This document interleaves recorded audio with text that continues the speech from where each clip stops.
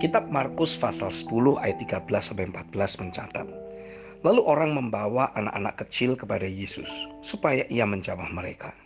Akan tetapi murid-muridnya memarahi orang-orang itu. Ketika Yesus melihat hal itu, ia marah dan berkata kepada mereka, "Biarkan anak-anak itu datang kepadaku.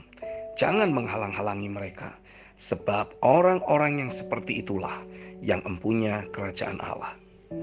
Menjalani kehidupan sehari-hari sebagai seorang anak yang merepresentasikan keberadaan Bapa Sorgawi membutuhkan nature seperti anak kecil.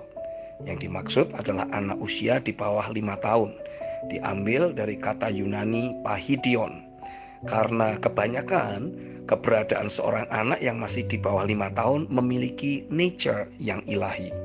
Yang pertama, anak kecil memiliki kecenderungan mudah percaya kepada janji yang diberikan oleh orang tuanya.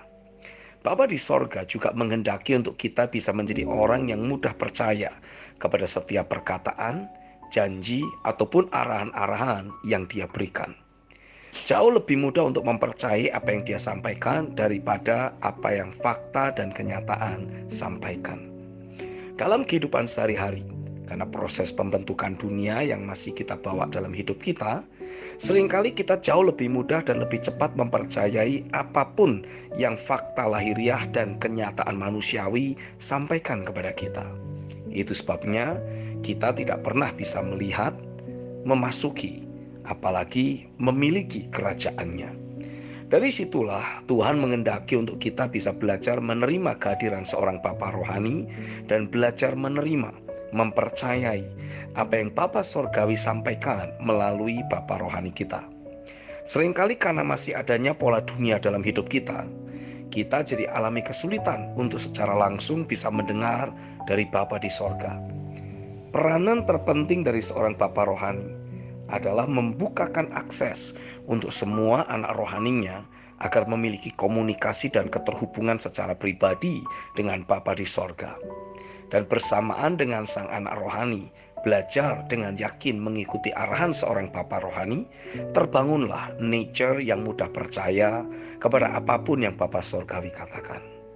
Yang kedua, anak kecil memiliki kecenderungan hidup dalam sukacita, kegembiraan yang berasal dari dalam batinnya. Sukacita dan keceriaan sesungguhnya adalah nature dari hampir semua anak kecil. Dalam perkembangan usianya yang selanjutnya, sang anak perlahan mulai belajar merasakan munculnya emosi negatif yang biasanya berasal dari penolakan yang ada di sekelilingnya. Dan perlahan, emosi negatif yang bersumber dari sekelilingnya tersebut mulai ia adopsi ke dalam dirinya. Adalah merupakan kerinduan dari Bapa Sorgawi untuk kita sebagai anak-anaknya terus hidup dan menikmati sukacita sorgawi yang berasal dari mengalirnya aliran air hidup di dalam batin kita. Yohanes 4 ayat 13-14. Sudah sewajarnya untuk kita selalu menikmati adanya aliran sukacita, damai sejahtera, keantusiasan di dalam batin kita. Hanya karena masih adanya pola dunia ini di dalam batin kita lah, maka kita justru merasa adanya keanehan jika selalu diliputi oleh sukacita dan damai sejahtera ilahi. Kita berpikir, come on, it's too good to be true, it's not real. Tapi pada kenyataannya, dari pihak Tuhan, memang itulah yang Bapa Sorgawi sediakan bagi kita sebagai anak-anaknya.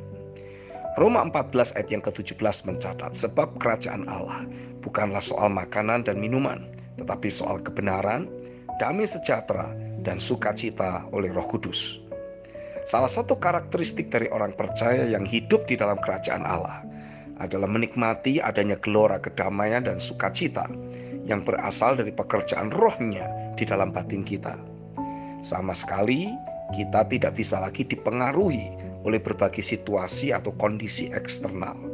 Apapun fakta dan kenyataan negatif yang harus dihadapi, selalu tersedia sukacita ilahi bagi orang percaya.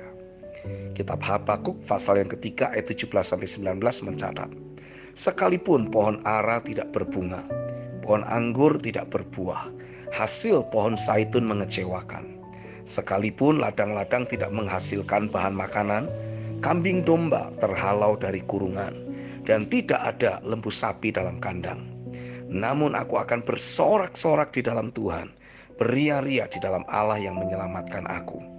Allah Tuhanku, itu kekuatanku. Ia membuat kakiku seperti kaki rusa. Ia membiarkan aku berjejak di bukit-bukitku.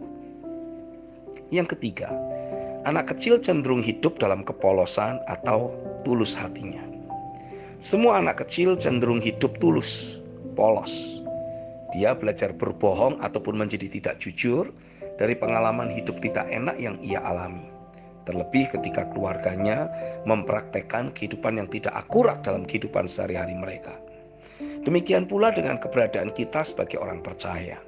Sesungguhnya dengan kita sudah menjadi ciptaan baru, Bapa di sorga sudah memberikan sebuah awal perjalanan hidup yang baru, a fresh starting point. Dia menyatakan bahwa sebagai ciptaan baru, kita tidak memiliki masa lalu. Yang lama sudah berlalu. Itu kata kutipan dalam 2 Korintus 5 ayat 17. Kita hanya perlu terus menjaga kondisi hati kita. Amsal 4 ayat 23. Karena dengan kita menjaga hati kita tetap bersih atau tulus di hadapannya, kita akan selalu melihat Tuhan. Matius 5 ayat yang ke-8. Dan dengan kita terus melihat Dia sebagaimana Dia adanya, kita akan terus diubahkan menjadi semakin serupa dengan keberadaannya. 1 Yohanes 3 ayat yang kedua. Sebagai anak, kita berhak untuk menerima warisan yang sudah Bapa sediakan. Roma 8 ayat 17. Tapi pastikanlah kita terus menjagai ketulusan hati yang kita miliki. Terus mencondongkan hati kita kepada kebenaran.